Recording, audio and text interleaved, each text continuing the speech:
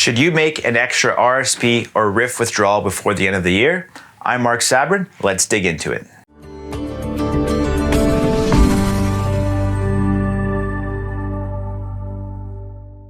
As we approach the end of the year, there are a few tax strategies that you should consider before the year is out.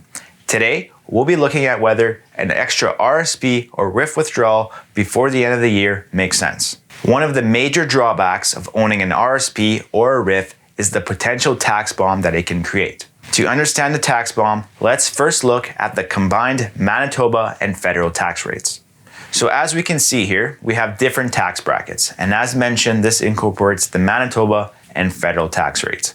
So on your income from 0 to 34,431, you're paying 25.8%. From 34,000 to 50,000, you're paying 27.75%, so on and so forth. So let's say that we have Ron, and Ron makes $110,000 annually, putting him in the 43.4% tax bracket. Now, a common misconception is that Ron's going to have to pay tax on all of his income at 43.4%, but that's not the case. He's only going to have to pay this rate on his income from $100,392 to $110,000, and he will pay the corresponding rates in each bracket on the rest of his income. So when we factor in all of these brackets, Ron's average tax rate is only 29.15%. So what is the tax bomb?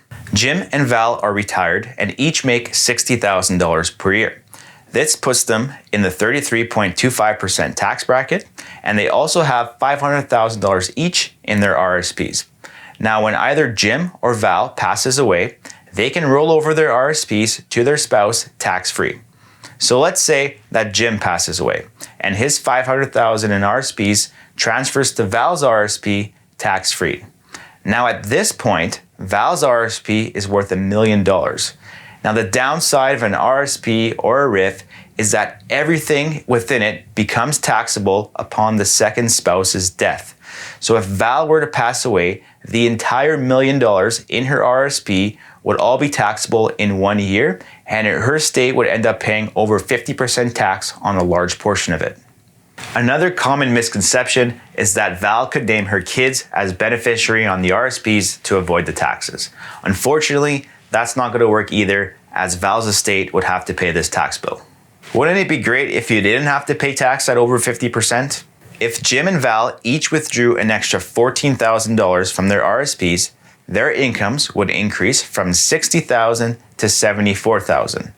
Now, a withdrawal of this size would keep them both in the 33.25% tax bracket.